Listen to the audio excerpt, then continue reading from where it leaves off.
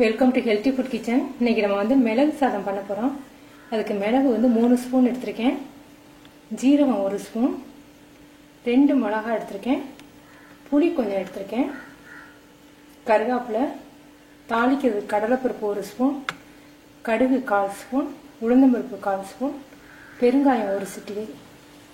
சீரக சம்பா சாதத்தை வந்து நான் ஊற வச்சு அரிசியை அலசி ஊற வச்சு 1/2 மணி நேரம் ஊற வச்சு உப்பு போட்டு வடித்து வச்சுருக்கேன்.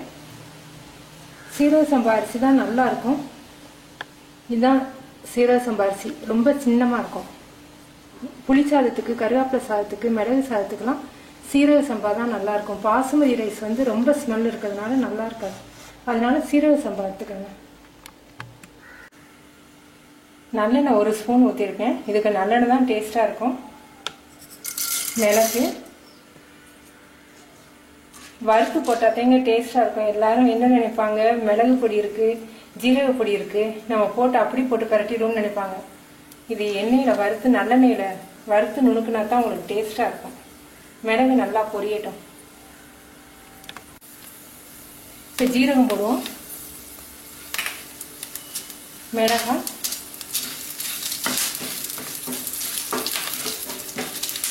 புளி,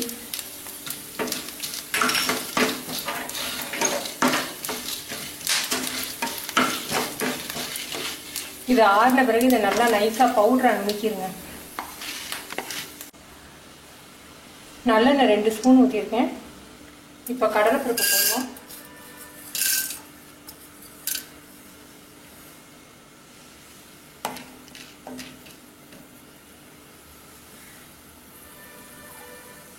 இதுக்கு நல்லெண்ணெய் தான் நல்லா இருக்கும்.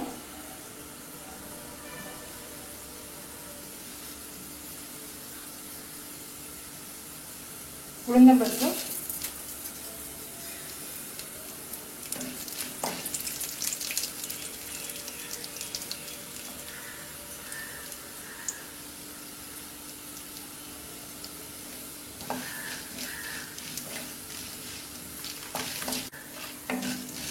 இப்ப கடுகு, பெருங்காயம்,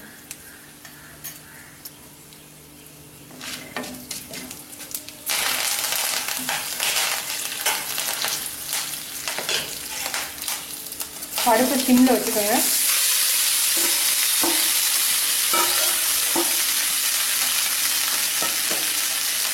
இப்போ வந்து தூள் நம்ம தேவையான அளவுக்கு நம்ம போட போறோம். நம்ம ஏற்கனவே உப்பு சாதத்துல போட்டிருக்கோம். உப்பு பத்தலைன்னா திரும்ப கொஞ்சம் போட்டுக்கலாம்.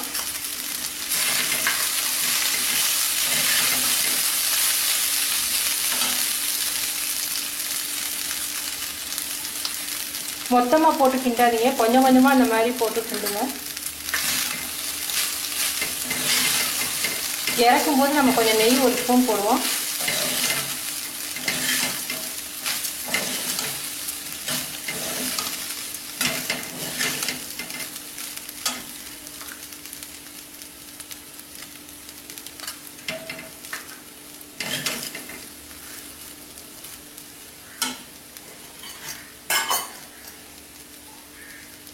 நெய் 1 ஸ்பூன் போட்டுக்கோங்க.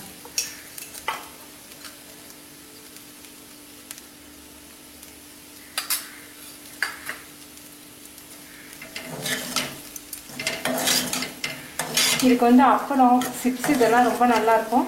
நீங்க செஞ்சு பார்த்துட்டு உங்க கமெண்ட்ஸ் எனக்கு சொல்லுங்க. தேங்க்யூ.